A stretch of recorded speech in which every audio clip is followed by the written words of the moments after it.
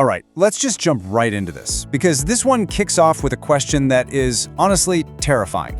What if the biggest, scariest enemy out there isn't some monster from space, but that quiet, tempting desire to just feel nothing? You see, this season doesn't hit you with some big explosion or, an apocalypse. Nope. It tells you right from the get-go that this isn't going to be some sudden disaster. It's a slow burn. It's this quiet, creeping decay that sneaks in so subtly you don't even realize what's happening until it's way too late. So what's the real fight here? Well, it's not some big, flashy war against emotions. It's something way more insidious than that. People are just letting their feelings fade. It's like this quiet epidemic of apathy. Connection isn't being forcefully broken. People just stop trying. They stop bothering. And you know what makes this so unsettling? It's how real those first warning signs feel. We're not talking about buildings crumbling or anything dramatic like that. The whole breakdown begins with these tiny, everyday failures to connect. Conversations get shorter, they become all business, and all those little moments of just sharing something with someone, they just vanish. And it keeps going with something so simple. People stop making eye contact. Think about that. That little basic acknowledgement that another person exists, it just evaporates. And right there, you can literally see the threads of society starting to come apart. Okay, and this is where we hit a really crucial point. It's not that people couldn't feel anymore. They absolutely had the capacity. They just started to choose not to. The effort, the sheer effort of engaging with someone, of feeling something, of making that connection, it all just became too much. This was a crisis of willpower, pure and simple. And that phrase just nails the attitude of this whole world, doesn't it? The real threat here isn't some outside force pushing everyone apart. No, the danger is coming from inside. It's an entire world, a whole civilization, looking at the idea of connection and just shrugging its shoulders and saying, yeah, I'm good.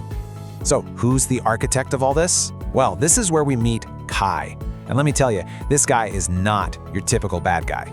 He's not trying to conquer the world or blow things up. He's more like a philosopher, a guide. And he's offering what he sees as a gift, an escape from all the pain that comes with being human. And this is the world he's built. On the surface, it looks perfect. It's stable. There's no war, no arguments, no heartbreak. But what's really going on underneath all that? It's completely dead inside. There's no art, no passion, no joy. Just this quiet, sterile, empty nothing. So how does he pull this off? It's not with guns or armies. He creates something the show calls a unified field. And it's basically this subtle influence that just dissolves strong emotions. All that conflict you feel inside, all that desire, all that passion, it just melts away. And what's left is this calm but completely empty shell of a person. And this is where we get to the truly chilling part. Kai's philosophy. His whole argument is that all human suffering, every last bit of it, comes from one thing: choice. The choice to love someone, right? The choice to fight for what you believe in. All those things can lead to incredible pain. So, his solution? It's terrifyingly simple. Just get rid of choice.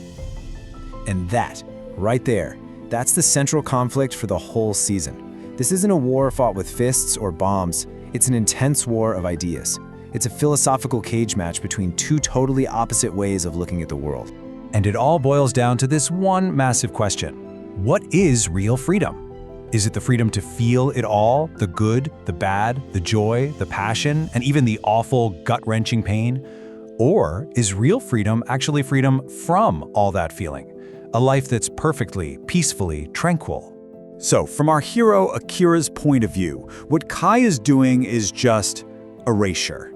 He's literally stripping away the very core of what makes us human, our ability to feel, to connect with each other, to have an identity at all. But Kai's comeback? It's instant, and it is bone-chilling. He doesn't see it as erasing people, not at all. In his mind, he's a liberator. He thinks he's freeing them from the burden of emotion, from the tyranny of choice. And that just shows you the huge gap between them, right? They're not even speaking the same language. This chart really lays out their two philosophies side by side. On one hand, you've got Akira. For her, freedom is the right to experience the entire messy, chaotic thing we call life, the good parts and the bad. Your identity comes from connecting with others. But for Kai, his goal is tranquility. It's a total escape from feeling. a perfect, peaceful nothingness that you get by taking away choice.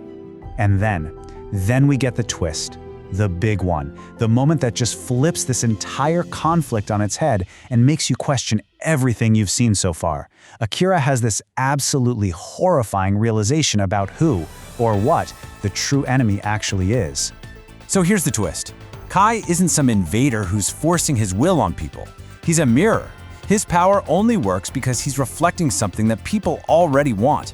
He's just offering an easy way out, an escape that, deep down, a part of them secretly craves. So, the real villain of the season? It isn't Kai. It's that tiny little voice inside every single person. The one that's tired, the one that's hurting, the one that just wants to give up. The real enemy is that temptation to just stop caring. So how in the world do you fight an enemy that's inside of everyone? Well, the show's answer to that is just beautiful. Hope doesn't come from some huge battle or epic war. It comes from one single, tiny, but incredibly profound act of defiance.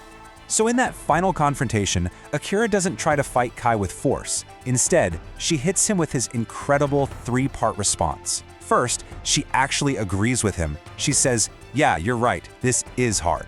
She acknowledges the pain. But then comes the choice. But I still choose to feel. And finally, she acts on it.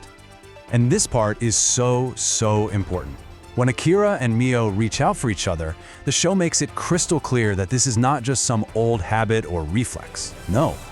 In a world that is literally drowning in apathy, making that connection is a conscious, deliberate choice. It is an act of pure will, pushing back against the tide. And the impact of that one act is, wow, it's profound. Their one little choice to connect is like lighting a single tiny candle in a huge pitch black room. Now, it doesn't instantly make all the darkness go away, but what it does do is prove that the darkness isn't everything. It proves that another way is possible. So what's the big takeaway here? That one small act, it plants a seed of hope. It's proof that apathy doesn't have to be the final answer. It shows us that all it takes is two people, just two people, choosing to connect, to start everything all over again. And for the very first time, we see Kai hesitate. The world isn't fixed, not by a long shot, but it isn't empty anymore. And that is the powerful question this whole thing leaves us with, isn't it? I mean, we saw it start with two people, but what if it was just one? Could a single person's choice to feel, to connect, could that be enough to spark a change? Is one single choice really that powerful? It's a heavy thought to end on, for sure. But man, what a question.